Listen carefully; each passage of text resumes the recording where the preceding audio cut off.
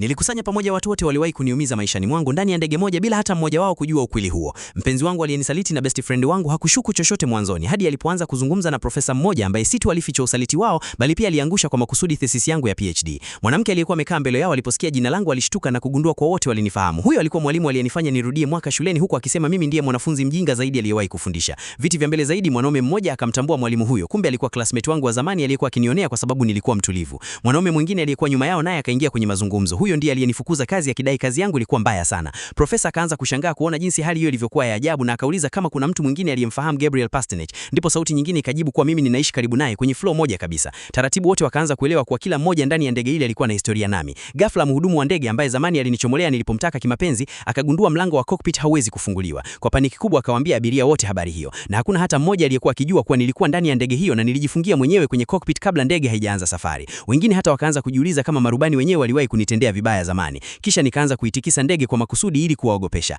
Daktari wangu wa zamani wa akili akasimama akiwa amejaa majuto kwa sababu aliendelea kuongeza gharama za therapy hadi nikashindwa kuendelea nayo. Akasogea kwenye mlango wa cockpit akijaribu kunituliza kwa kuniambia kuwa yote hayo hayakuwa kosa langu na kwamba mimi nilikuwa mwathirika wa wazazi wenye manyanyaso. Lakini tayari ilikuwa imechelewa. Nikaipeleka ndege kwenye mteremko mkali wa kushuka kuelekea chini kwa kasi kubwa. Chini kabisa kulikuwa na wazee wawili waliokuwa wamejilaza juani kwa utulivu bila kujua chochote. Na ndege ilikuwa inaelekea moja kwa moja kwao. Haikuwa bahati mbaya kwa sababu hao walikuwa wazazi wangu wenyewe.